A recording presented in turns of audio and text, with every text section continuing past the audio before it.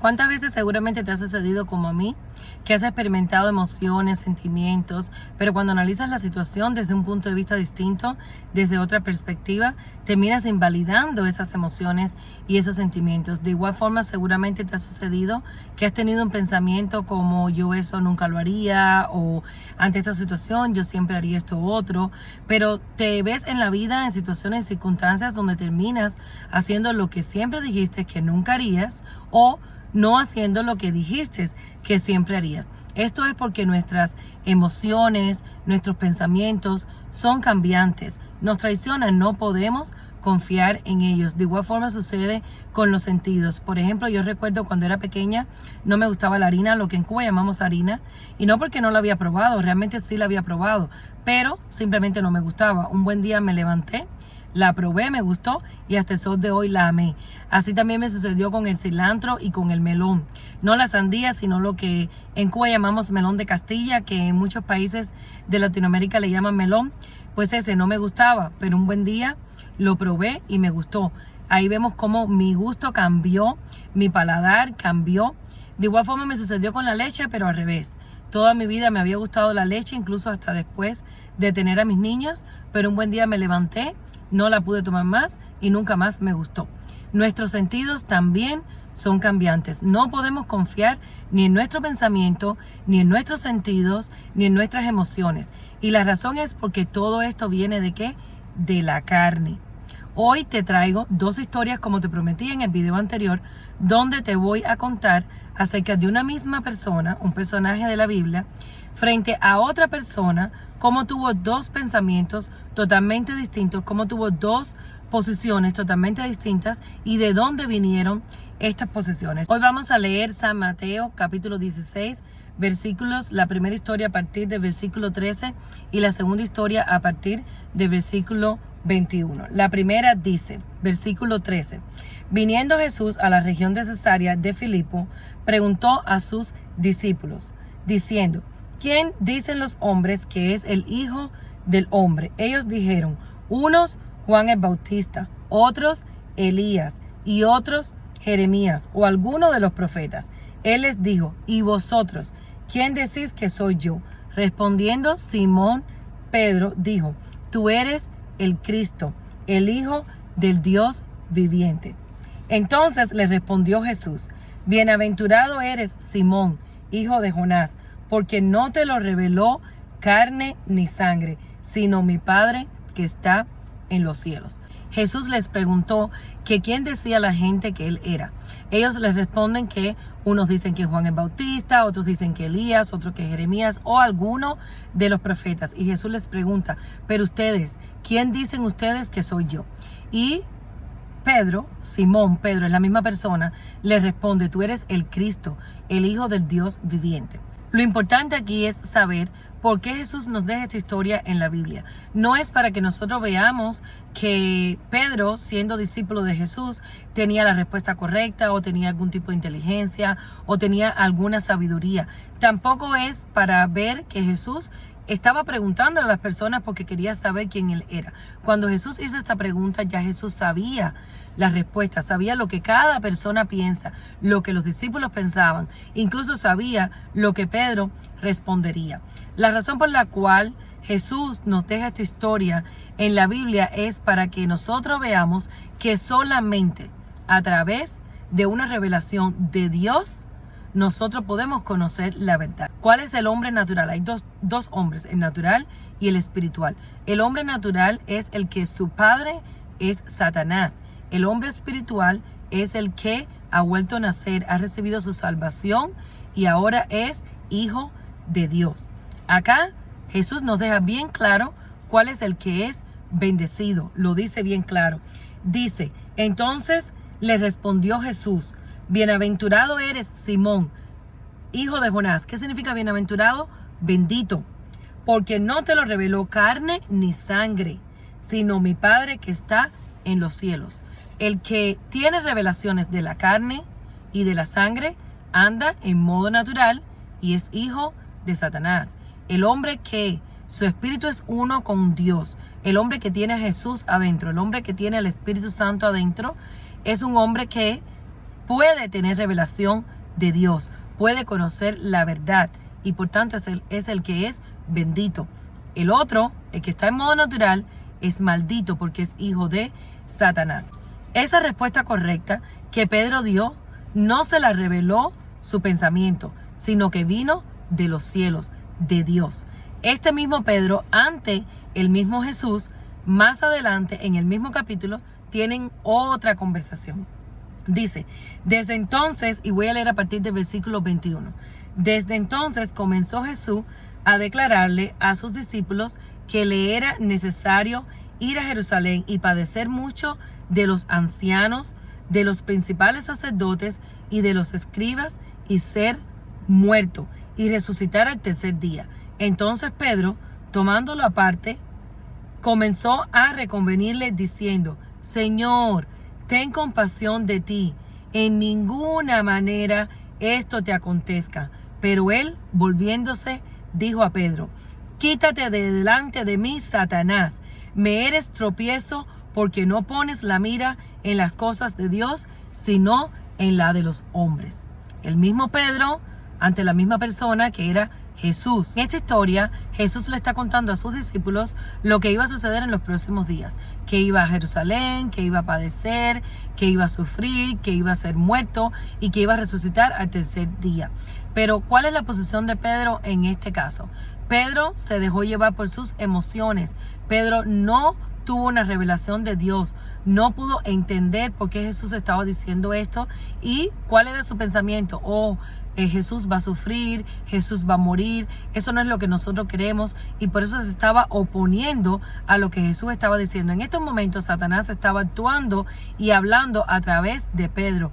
Pedro ya no estaba teniendo una revelación a través de Dios, del cielo, sino que estaba siendo usado por Satanás. Por eso es que Jesús le dijo, quítate de delante de mí, Satanás, me eres tropiezo, porque no pones la mira en las cosas de Dios, sino en la de los hombres. Aquí vemos cómo Jesús, incluso entre sus discípulos, puede identificar la voz de Satanás, puede identificar cuando nosotros tenemos un pensamiento o tenemos una emoción que es totalmente contraria a la voluntad y el propósito de Dios. ¿A qué vino Jesús a la tierra? Jesús vino a cumplir la voluntad del Padre. ¿Cuál era la voluntad de Dios, su Padre? Que Él muriera, fuese crucificado, su sangre fuese derramada y fuese resucitado al tercer día para que se cumpliera la justicia de Dios. Esa era la voluntad. Jesús pudo haber huido en la cruz, pero no huyó. ¿Por qué? Porque Él vino a cumplir la voluntad de su Padre. Él fue obediente, aun cuando Él sufrió en carne, le dolió. Todo lo que Él estaba sufriendo porque Él era humano, le dolía y tenía miedo también la noche anterior. Por eso es que Él ora, cuando ora dice, si puedes pasar de mí esta copa, pero si no, que se haga tu voluntad. Jesús quería que eso sucediera, no, sin embargo fue obediente y permitió que se cumpliera la voluntad de su Padre. Aquí vemos cómo el mismo Pedro, ante Jesús, la misma persona tuvo dos posiciones. Una que no vino de él, un pensamiento que no vino de él, que vino de el mismo cielo, que vino de Dios y fue revelada a través de Dios. Esa era la que era verdad y esa era la que traía bendición. Jesús lo dijo, bienaventurado eres, porque lo que dices no te lo reveló ni carne ni sangre, sino mi Padre que está en los cielos. Y la segunda, Jesús lo reprende, le dice, quítate delante de mí, Satanás, porque él sabía que Pedro estaba siendo utilizado por Satanás y el que estaba hablando por detrás de Pedro o a través de Pedro era Satanás. Él lo pudo identificar. Por eso es importante, como yo les explicaba en videos anteriores, que ustedes entiendan que nosotros estamos hechos de tres partes: cuerpo, alma y espíritu. El cuerpo es la carne, la sangre, lo que vemos. El alma es nuestro pensamiento, que está dominado, igual a nuestras emociones, están dominadas por Satanás, porque nuestro pensamiento, nuestras emociones, nuestros sentidos, todo eso que es carne y sangre, ¿de dónde viene? De Satanás. Mientras vivimos bajo eso, vivimos bajo maldición. Pero una vez que podemos vivir por fe, una vez que podemos aceptar la verdad de Dios, la justicia de Dios, ¿cómo podemos aceptar eso? Tirando nuestro propio pensamiento, aun cuando no tiene sentido para ti, aun cuando no lo entiendes. Todo lo que Dios te pide que hagas es que lo creas en tu corazón.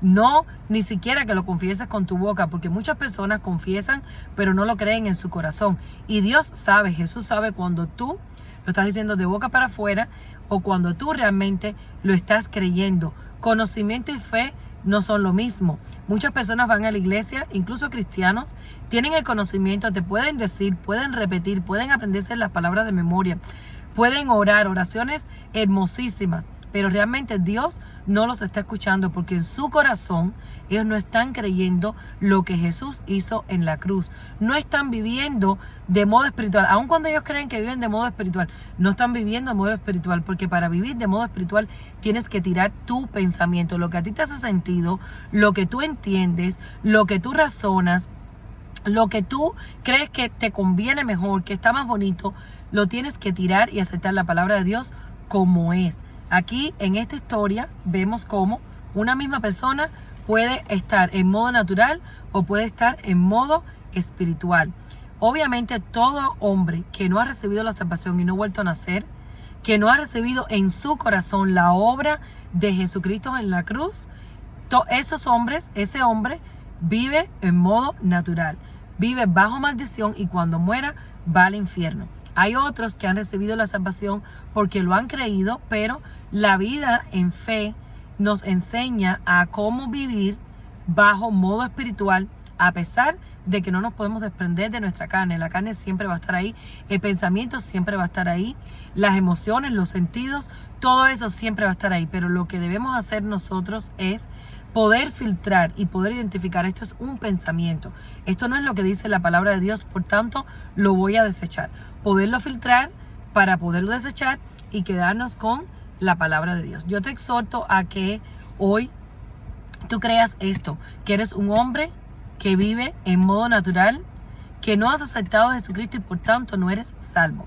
No puede el hombre vivir sin fe. En algo tienes que tener fe, pero sabemos que la verdadera fe es cuando tú tienes a Jesucristo en tu corazón. Si no tienes a Jesucristo en tu corazón, es una fe en vano. Es una fe que no tiene ninguna base, no tiene ningún fundamento. Porque sí, tú estás esperando que las cosas salgan bien, pero esperando en quién. ¿Esperando en quién?